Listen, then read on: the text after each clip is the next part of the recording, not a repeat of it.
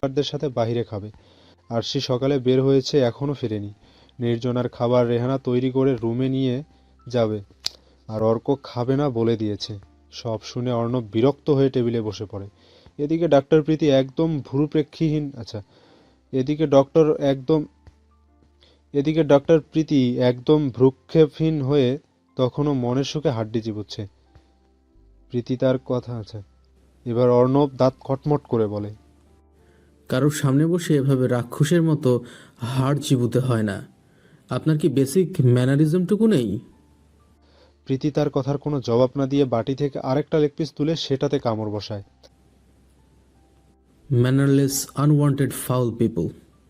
কিন্তু তারপরও ডাক্তার প্রীতির থেকে কোনো জবাব না পেয়ে সে একটু অবাক হয়ে বলে, ডক্টর প্রীতি, আমি আপনাকে কিছু বলছি। এবার প্রীতি তার দিকে তাকিয়ে মিষ্টি হাসি দেয়, কিন্তু কোনো প্রতি উত্তর করে না। এতে রাগে অর্ণবের গা জ্বলে যায়। কি হলো? আপনি আমার প্রশ্নের কোনো উত্তর দিচ্ছেন না কেন? ডাক্তার প্রীতি নির্লিপ্তভাবে একইভাবে লেগ পিসটা খাওয়া শেষ করে চেয়ার থেকে উঠে অর্ণবকে কোনো কিছু না বলে গেস্ট রুমের দিকে এগিয়ে গেল। সে যে সে যে অর্ণবকে সম্পূর্ণ এড়িয়ে গেছে তা মাত্র বুঝতে পারল অর্ণব। রাগে কটমট করে সে বলল, am I invisible to her? How dare she ignore me like that? নারীর হৃদয় কোমল হয়, সামান্য আঘাতে ভেঙে যায়, আর সামান্য ভালোবাসায় গলে যায়। নির্জনাকে অর্ক পরম আবেশে নিজের দিকে টেনে নিয়ে বলে, তুমি ঠিক আছো? এই মুহূর্তে অর্ক সুস্থ না অসুস্থ সেটা বিচার করতে পারছে না নির্জনা। তার তার অবচেতন মস্তিষ্ক হয়তো সেটা করতে চাইছে না। হঠাৎ বেলকুনি দিয়ে একটা ধম আচ্ছা হঠাৎ বেলকুনি দিয়ে একটা দমকা হাওয়া এসে নির্জনার সামনের অবাধ্য চুলগুলো তার চোখের উপর এসে পড়ে। অর্ক এক হাত দিয়ে নির্জনার কোমর জড়িয়ে ধরে আছে, আর অন্য হাত দিয়ে আলতো করে সেই চুলগুলো সরিয়ে দিচ্ছে। অর্কর স্পর্শে নির্জনার সকল ইন্দ্রিয় কাজ করা বন্ধ করে দেয়। লজ্জা নামক লজ্জা নামক এক অনুভূতি তাকে চারিদিক থেকে ঘিরে ধরে। সে একটু একটু করে সোজা হয়ে দাঁড়িয়ে মৃদু কণ্ঠে বলে, আমাকে ছাড়ুন। এরপর নির্জনা নড়চড় শুরু করলে সে আর অর্ক দুজনেরই পড়ে যাবার উপক্রম হয়। তখন অর্ক সোজা হয়ে দাঁড়িয়ে তাকে হ্যাঁচকা টান দেয়। এতে নির্জনা সরাসরি তার বুকে আঁচড়ে পড়ে। অর্ক নির্জনাকে ছেড়ে দেওয়ার জন্য নিজের আবেগকে নিয়ন্ত্রণের সর্বোচ্চ চেষ্টা করে, কিন্তু তার হৃদয় মস্তিষ্কের কাছে পরাজিত হয়। অর্ক নির্জনাকে ছেড়ে তো দেয়ই না, বরং দু হাতে নিজের সর্বশক্তি দিয়ে তাকে জড়িয়ে ধরে। অর্কর এমন কার্যে নির্জনার বোঝা উচিত ছিল এরূপ আলিঙ্গন কোনো বালক পুরুষের পক্ষে সম্ভব না। কিন্তু ওই যে বলে না, নারী নিজের বরাদ্দকৃত পুরুষ ছাড়া পৃথিবীর সবার জন্য বুদ্ধিমতী। তাই তো নির্জনা অর্কের এমন কার্যে প্রশ্ন তো দূর সন্দেহই প্রকাশ করতে পারছে না, বরং নিজের অজান্তে সে অর্ককে দুহাতে জড়িয়ে ধরে। অর্কের বুকে মাথা রেখে নির্জনা বহুদিন পর নিরাপদ অনুভব করে, শান্তি খুঁজে পায়। অন্যদিকে অর্ক নিজের নিঃশ্বাসের সাথে নির্জনার চুলের ঘ্রাণ অনুভব করতে পারছে, আর তার চারিপাশে আবদ্ধ করা নির্জনার দুটো তুলতুলে নরম হাতের স্পর্শকে সে চাইলেও দূরে সরিয়ে দিতে পারছে না। এক কথায় নির্জনার সঙ্গ তাকে উন্মাদ করে তুলছে। সে চোখ বন্ধ করে মনে মনে বলছে, আমি তো শুধু ওকে একবার দেখতে এসেছিলাম। না না না, অর্ক সিদ্দিকী, তুমি এভাবে নিজের উপর এভাবে কন্ট্রোল হারাতে পারো না। মানছি তোমার বউয়ের চুলের মাতাল করা ঘ্রাণ আর স্নিগ্ধতা তোমাকে পাগল করে দিয়েছে তার। তবুও তোমার এখন যেভাবেই হোক নিজেকে সামলাতে হবে, না হলে তুমি তার কাছে ধরা পড়ে যাবে। কিন্তু অর্ক যতই নির্জনা থেকে দূরে সরে যেতে চাইছে, কোনো এক অদৃশ্য চুম্বক তাকে ততই নির্জনার আরো কাছে টেনে নিচ্ছে। ধীরে ধীরে অর্ক নিজের সুপ্ত অনুভূতির কাছে আত্মসমর্পণ করতে বাধ্য হয়। নিজের কাছেই পরাজিত হয়ে নির্জনাকে আরো নিবিড়ভাবে জড়িয়ে নেয়। কিন্তু তাদের এই সুন্দর মুহূর্তে বাধা পড়ে রেহানের কণ্ঠে। বৌমা, খাবারটা খেয়ে নাও, আমি কিন্তু তোমার কোনো কথা শুনছি না। তার নজর বেলকনিতে আলিঙ্গনরত নির্জনা অর্কের উপর পড়ে। ওহ, আমি কিছু দেখিনি। বলে তিনি অন্যদিকে ঘুরে দাঁড়িয়ে যায়। এক মুহূর্তের জন্য তিনিও ভুলে গেছেন অর্ক মানসিক ভারসাম্যহীন। রেহানার আওয়াজে অর্ক অবশেষে নিজের উপর সম্পূর্ণ নিয়ন্ত্রণ করতে পারে। সে নির্জনাকে ছেড়ে দেয়। যদিও এতক্ষণ যাবৎ সে এটাই চাইছিল, কিন্তু এখন সে বিন্দুমাত্র আনন্দিত হতে পারছে না। রেহানাকে ধন্যবাদ দেওয়ার বদলে তার উপর বিরক্ত হয়ে মনে মনে বলে, এদের জন্য বউয়ের সাথে একটু একা সময়ও কাটানো যায় না। আর নির্জনা, সে তো শরমে মরে যাচ্ছে। তার একবারের জন্য মনে হচ্ছে না তার স্বামী পাগল। নির্জনার লাজে রাঙা মুখ দেখে অর্ক মনে মনে বলে, যদি তোমাকে ভালোবাসতে পারতাম, তোমার এই লাজুক চেহারা প্রতিদিন দেখতে পেতাম, কিন্তু তুমি আমার ভাগ্যে নেই। এদিকে রেহানার এতক্ষণে অর্কের মানসিক অবস্থার কথা খেয়াল হতেই সে অর্কর দিকে এগিয়ে এসে প্রশ্ন করে। স্যার, আপনি এখানে কি করে এলেন? সবকিছু এত তাড়াতাড়ি ঘটে গেছে যে অর্ক বেলকনিতে কি করে সেই প্রশ্ন মাত্র নির্জনার মাথায় এলো। সেও রেহানার মতো প্রশ্ন করলো। সত্যি তো, আপনি তো দরজা দিয়ে আসেননি, তবে এবার কিছুক্ষণ আগে করা নিজের আচরণ লুকানোর যথাযথ রাস্তা খুঁজে পায় অর্ক। সে আবার তার নিখুঁত অভিনয় শুরু করে। মুখ ভার করে বলে, গাছে চড়ে। কি? রেহানা আর নির্জনা একত্রে বলে ওঠে। নির্জনা তো আতকে বলে, এভাবে কেন এসেছেন? যদি পড়ে ব্যথা পেতেন। আমার গাছে চড়ার অভ্যাস আছে, এভাবে না কিভাবে আসবো? তোমার ঘরে তো আমার আসা নিষেধ। ভ্রুকুটি করে নির্জনা বলে। কিন্তু কেন? অর্ক চুপ হয়ে যায়। তখন রেহানা বলে। বড় স্যার না করেছে। অর্ক মন খারাপ করে বলে, আমার জন্য তুমি ব্যথা পেলে সবাই এত বকা দিয়েছে, প্রীতিকেও ভাইয়া বকেছে, তাই সরি বলতে এসেছি। ডাক্তার প্রীতির সাথে অর্কর বন্ধনটা নির্জনা লক্ষ্য করেছে। অন্য সময় হলে সে কিছু মনে করতো না, কিন্তু এখন কেন সে নিজেও জানে না তার হিংসে হচ্ছে। তাই খানিকটা রাগ দেখিয়ে বলে, ও, তার মানে ভাইয়া ডক্টর প্রীতিকে বকছে বলে আমাকে সরি বলতে এসেছে। অর্ক বুঝতে পারে নির্জনা ডাক্তার প্রীতিকে হিংসা করছে, তাই সে মনে মনে খুশি হয়, কিন্তু নিজের বউয়ের রাগ ভাঙানোর জন্য বলে, না, আমি বুঝতে পেরেছি তুমি আমার জন্য ব্যথা পেয়েছো, তাই সরি বলতে এসেছি। আমি প্রমিস করছি তোমাকে আর জ্বালাবো না, আর ব্যথা দিব না। ইটস ওকে, আপনার এতে কোনো দোষ ছিল না, ওটা জাস্ট একটা অ্যাক্সিডেন্ট ছিল। অর্ক তাকে আর জ্বালাবে না ভাবতেই নির্জনার কেমন খালি খালি অনুভব করলো। মনে মনে বলল, আপনি দুষ্টুমি করেন বলেই তো আমি আমার সব কষ্ট ভুলে হাসি, আপনার পেছনে ছুটে বেড়াই। কিন্তু এখন যদি আপনি দুষ্টুমি না করেন, তবে তো আমি আবারও হাসতে ভুলে যাব। কিন্তু তার ভাবনায় ছেদ পড়ে অর্কের ডাকে। সে তাকিয়ে দেখে অর্ক তার দিকে হাত বাড়িয়ে বলে। তুমি কি আমার বন্ধু হবে? নির্জনা খুশি মনে তার হাত ধরে। একদম বডিগার্ড পাওয়া গেছে, এক্স আর্মি পারসন। এজেন্সি বলছে সে বেস্ট হবে, কিন্তু জাফর সিদ্দিকী নিজের পিয়ের দিকে তাকিয়ে ভ্রুকুঞ্চন করে বলে, বেস্ট হলে কিন্তু কি আছে? তার স্যালারি ডিমান্ড হাই, অন্যদের তুলনায় 4 গুণ। তাছাড়া তার 6 মাসের টাকা অ্যাডভান্স লাগবে। এত টাকা একটা সামান্য মিলিটারির জন্য? স্যার, সেটা মোটেও সামান্য না। সে তার বেসের বেস্ট ক্যাডেট, ট্রেনিংয়ে অলমোস্ট সব ট্যাঙ্কে রেকর্ড বেকার। ফরেন থেকে কয়েকটা স্পেশাল কমান্ডার ট্রেনিং নিয়েছে। পার্সোনাল প্রবলেমের কারণে ভলান্টিয়ারি রিটায়ার নিয়েছে।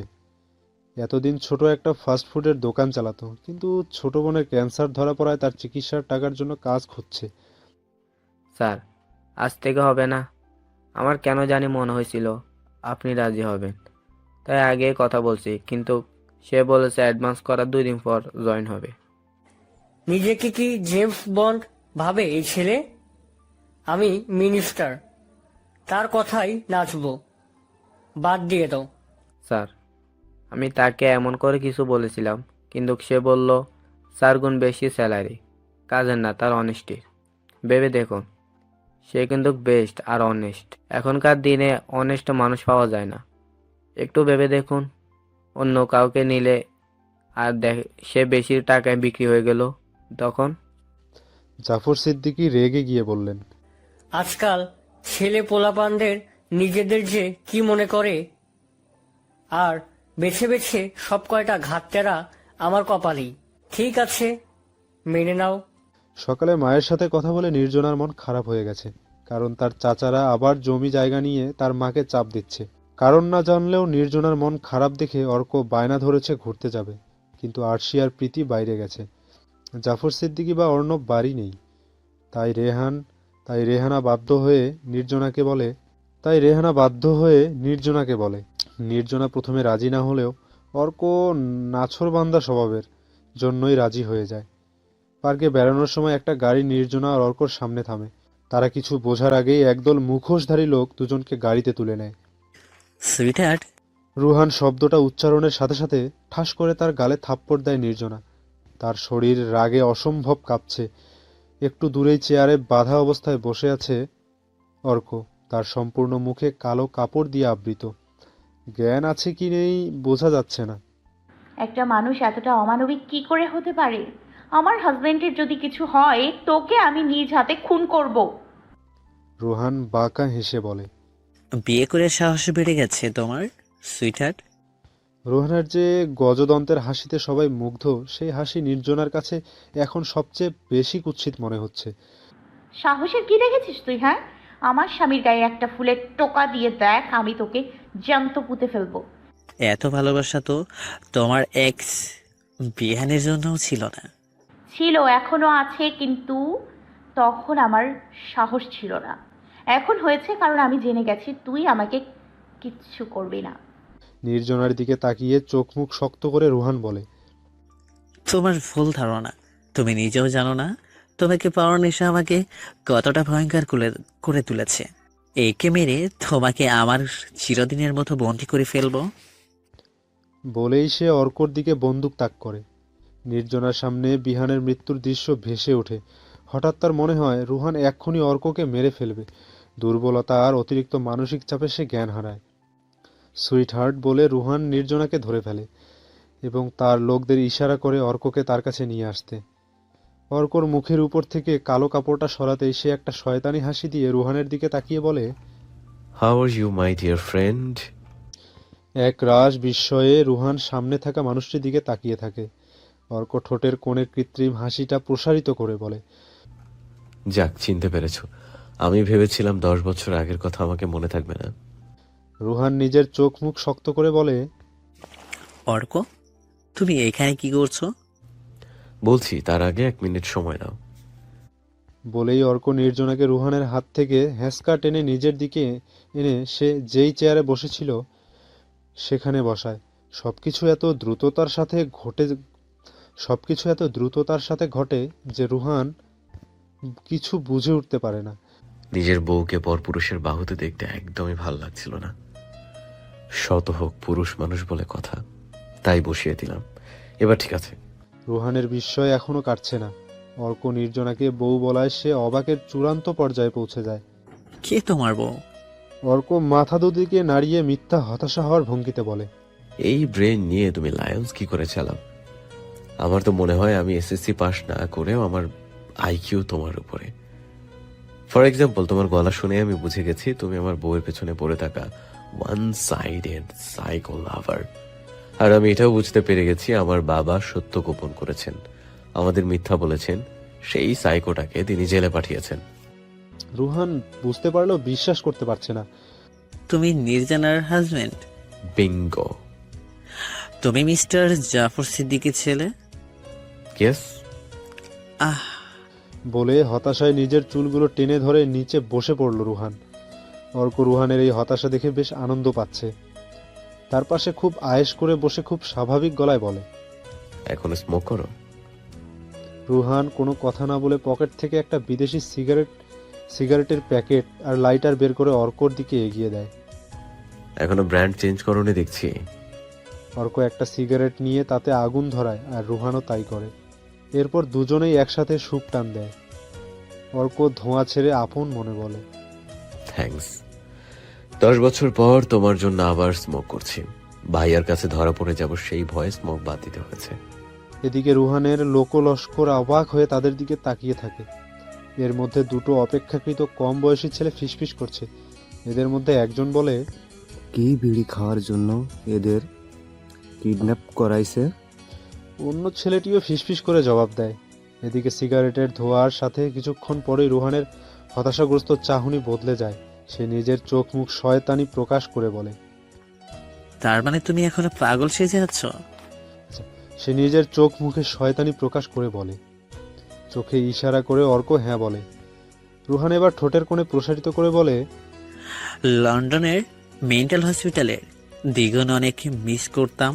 তাই লন্ডন থেকে চিকিৎসা শেষ করে ফিরে তোমাকে অনেক খুঁজেছি, কিন্তু ভাবিনি 10 বছর পর এইভাবে তোমার দেখা পাবো।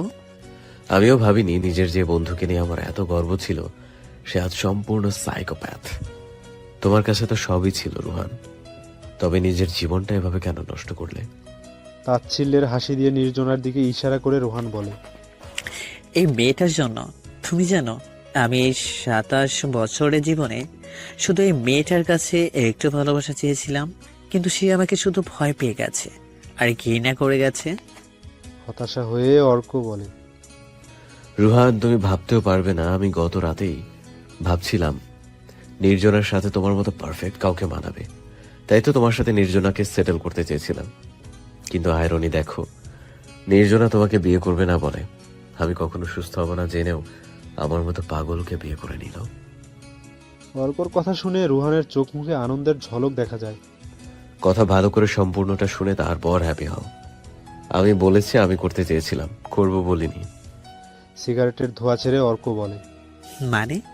ভ্রু কুঞ্চন করে রুহান বলে, মানে সিম্পল, আমি আমার আগের বন্ধু মিস্টার পারফেক্ট রুহান খন্দকারকে নির্জনার সঙ্গী হিসেবে চেয়েছিলাম, কিন্তু তুমি তো সাইকোপ্যাথ।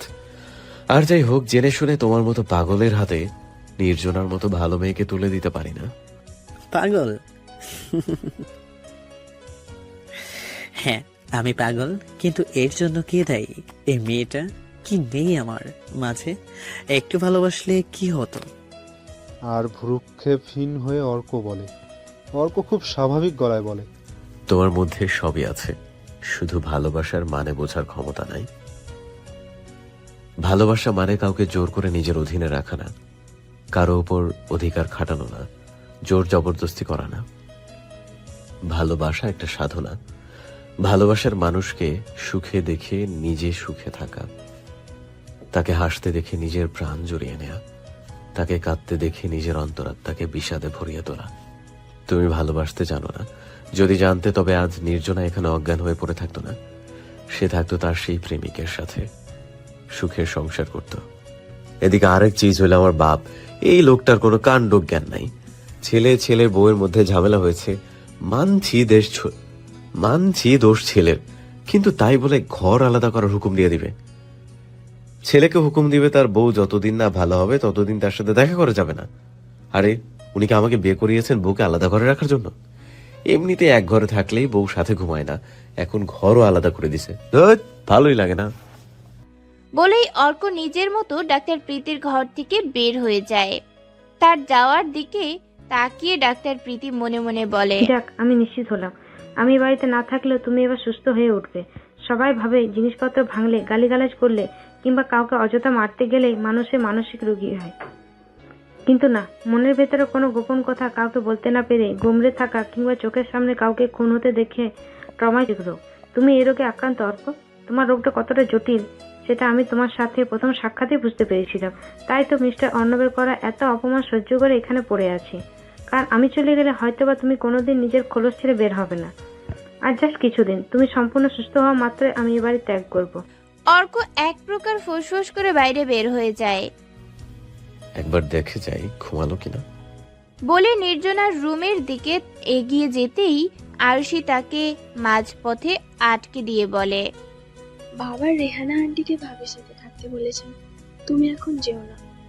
অর্ক মুখ গোমড়া করে নিজের ঘরের দিকে যেতে যেতে বিড়বিড় করে বলে, শালা, নিজের বাপই যখন শত্রুতা করে তখন বিচার দিব কার কাছে? তুমি আমার এই কথাটা শুধু শোনো, রাজি হয়ে যাও আব্বা। মাইমুনা খন্দকারের কথায় পূর্বের চেয়ে বেশি নিশ্চুপ হয়ে যায় রুহান। নিজের ছেলেকে এভাবে চুপ থাকতে দেখে মাইমুনা খন্দকার শুকনো ঢোক গিলে, কারণ তার ছেলের শান্ত রূপ হলো ঝড়ের পূর্বাভাস।